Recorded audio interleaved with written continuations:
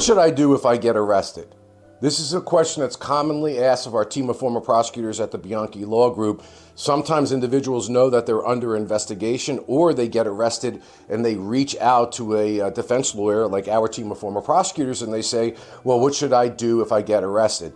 The first thing to say is, one, don't resist arrest. I mean, that's the worst thing that you can do. It's going to add to increased charges, so you don't want to do that. But probably the most important piece of advice we give, a part of the 2 golden rules we talk about at the Bianchi Law Group, and that is exercising your right to remain silent and your right to have an attorney present when questions are being asked of you. Now, I'm telling you as a former prosecutor, the police and prosecutors will do everything they can, including incentivizing you, asking, well, if you don't speak to us, maybe that means you're guilty. Hey, this was going to be a simple matter, but now you're making it more complex. Do not fall for the ruse. There is nothing positive that ever will come out in giving a statement to the police when you're arrested. I can tell you this as a former prosecutor, it's the golden age advice all the way back to the caveman. There were many cases that we would not have ultimately been able to prove as prosecutors if it weren't for the fact that the defendant or the target or the suspect or the person arrested gave a statement and filled in the blanks. Remember, prosecutors have to prove a case to 12 people beyond a reasonable doubt before you're convicted of a crime. My experience has informed me that those who are targets or who are arrested that are used to the criminal justice system, you rarely, if ever, see them giving a statement because they've been through the system and they know the peril with giving a statement to the police. They immediately say, I want to remain silent and I want my right to an attorney. Let me caveat here, stop, slice, just for a second.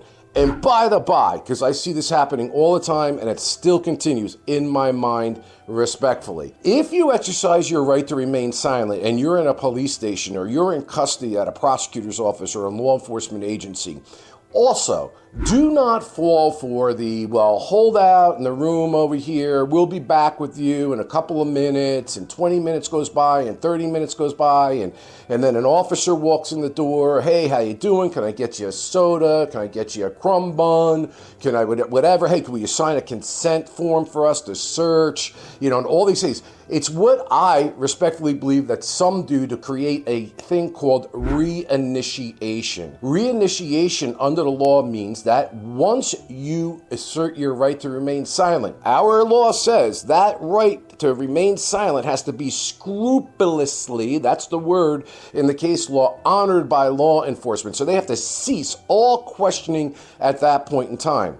And so there could be a scenario where they do that, but they come back in and they hope that you're going to, quote unquote, reinitiate, because that's another aspect of the law. Is they say if a defendant on their own reinitiates a conversation with prosecutors and police, then they can take that statement once they reread your rights. So don't, as you're stewing in the room, as you're marinating in fear and all the things that are going on, be deceived as your mind is thinking and thinking, maybe it's better that I give a statement. So I can't emphasize enough. What do you do when you get arrested? Well, you allow them to arrest you. If there is an issue as to the legality of that, that will be argued in the court of law. And you exercise your right to remain silent and have an attorney present, and you continue to do that throughout.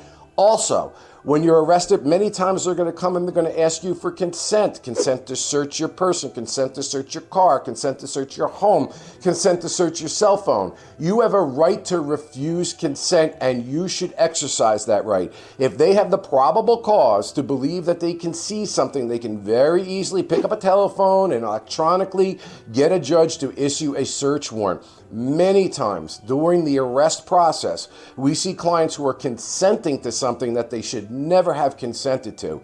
Listen, and I don't want to harp on this point with arrest, but it's really the most important thing, like what to do if you get arrested. When you're in that scenario, anything you say can be used against you, will be used against you. Any cooperation that you're giving by way of consent is only assisting the prosecutors and the police to perhaps build evidence against you, whether you're guilty or not guilty of an offense. And down the road, if a lawyer, once you're represented, second most important thing, what do you do when you're arrested? Remain silent, Second most important thing, get as capable and competent an attorney that you can afford. Lawyering makes a difference. And down the road, if your lawyers assess this case and they believe that you should give a statement, there's nothing that stops you from giving a statement down the road with your attorney present, or if they think that you should consent to something, that's something that can be done as well. But that should be done only after the competent advice of a very good and skilled criminal trial lawyer. Look, our team of former prosecutors at the Bianchi Law Group have built these investigations. We understand how the scenario works. We know the nooks and crannies. And we also know that having a right to an effective attorney is very, very, very important. Even when you do have a lawyer, I will say this, 99.9% of the time, if you are arrested, the lawyers are not going to, or advise you not to speak to law enforcement, and they're going to advise you not to consent. So that question we get asked a lot, what do I do if I get arrested, comes down to two basic things in summation. One, exercise your right to remain silent, and two, get the most capable and competent defense attorney that you can, because lawyering does make a difference in these cases. So we get asked this question all the time.